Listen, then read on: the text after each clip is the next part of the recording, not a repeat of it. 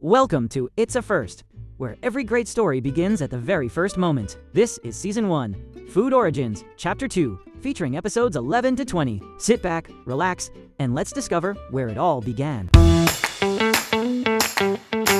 The Philippines' national dish wasn't originally called adobo, and it existed long before the Spanish arrived. Long before refrigerators existed, early Filipinos preserved meat by slowly cooking it in vinegar and salt. The vinegar helped keep the meat fresh in the tropical climate. The recipe became a daily way of preserving food, with each region adding its own local ingredients like garlic, peppercorns, and bay leaves.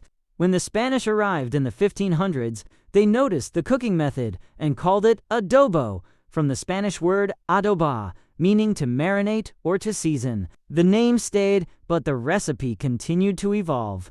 Today, every family has its own version of adobo, making it one of the most beloved dishes in the Philippines. So, the next time you enjoy adobo, remember, it wasn't born from Spanish cooking. It was already part of Filipino life long before it was given its famous name.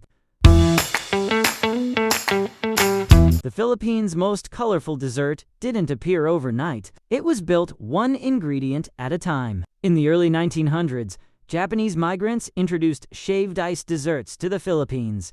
One popular version was called kakigori. Filipinos soon added local favorites like sweetened bananas, beans, jackfruit, ube, nata de coco, leche flan, and evaporated milk, because everything was mixed together before eating. The dessert became known as halo-halo, which means mix-mix in Filipino. Over time, every region and every family created its own version, making halo-halo one of the Philippines' most beloved desserts. So the next time you enjoy halo-halo, remember, it wasn't created all at once. It became a Filipino favorite by bringing different cultures and flavors together in one unforgettable dessert.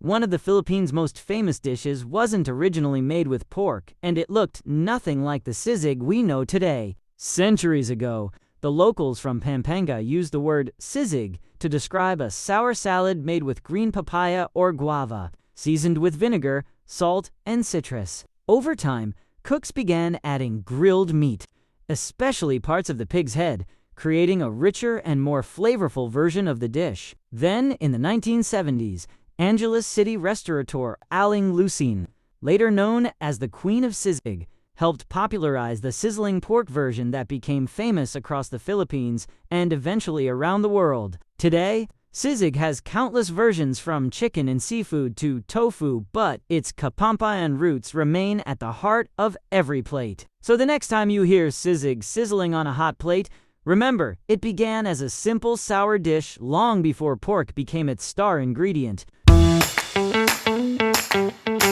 One of the Philippines' most famous street foods may surprise you because it didn't actually begin in the Philippines. Historians believe incubated duck eggs were introduced to the Philippines by Chinese traders centuries ago.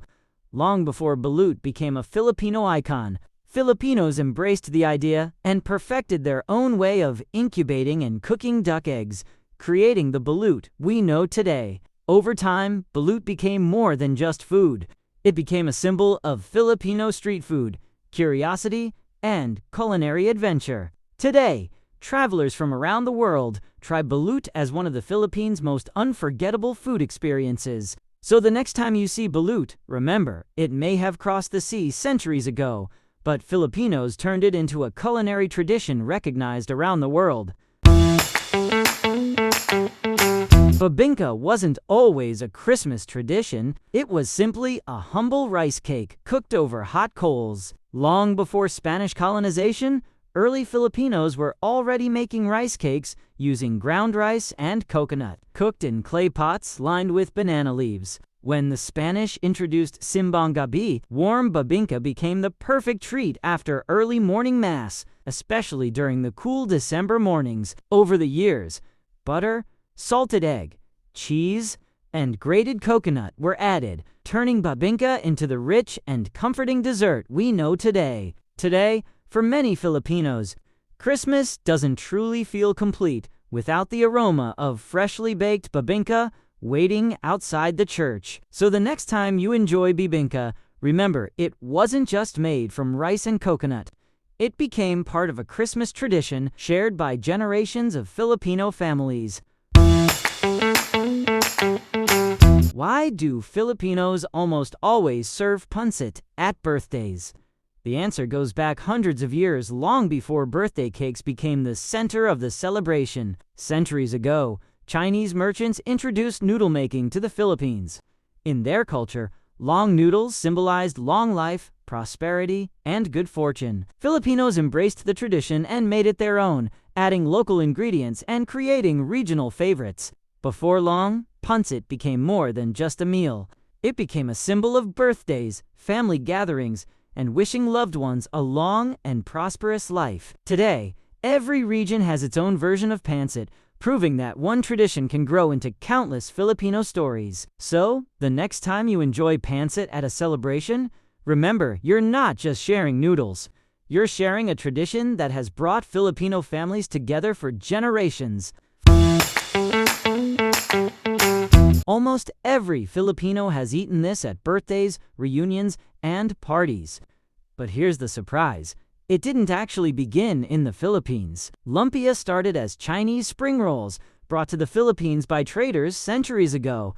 But that was only the beginning of its story. Instead of copying the recipe, Filipinos changed the fillings, flavors, and cooking style until it became something uniquely our own. That's why today you'll find lumpiang Shanghai, fresh lumpia, and many regional versions, each with its own story. Filipinos love lumpia so much that there's even a running joke. If there's lumpia at the party, one or two pieces might mysteriously end up in someone's pocket before they go home. That's how you know it became truly Filipino. Its roots came from China, but the lumpia we love today was shaped by generations of Filipinos. There's one Filipino dish that many people refuse to try before they even taste it. Why? Because of one surprising ingredient. Dinuguan is made with pork and pork blood, slowly simmered with vinegar, garlic, and spices until it becomes rich, savory, and deeply flavorful. It may sound unusual, but using every part of the animal has long been part of Filipino cooking. Nothing goes to waste. Recipes like this have been passed down for generations, and every region has its own version, each with a unique balance of flavors. Ask someone who loves dinuguan, and they'll probably tell you the same thing. Don't judge it until you've taken your first bite. Maybe the most surprising ingredient creates one of the most unforgettable dishes. Who looked at a banana and thought, let's wrap it, fry it, and coat it with caramelized sugar? It sounds unusual, but that simple idea became one of the Philippines' most beloved street food. It's called turon. Long before turon became a street food favorite, bananas were already one of the most common fruits in the Philippines. They were sweet, filling, affordable, and people were always finding new ways to enjoy them. Over time, people started adding langka, jackfruit, ube, chocolate, and even cheese. But the classic original banana version remains the favorite for many Filipinos. Today, you'll find turon everywhere, from tiny street carts to cafes and restaurants.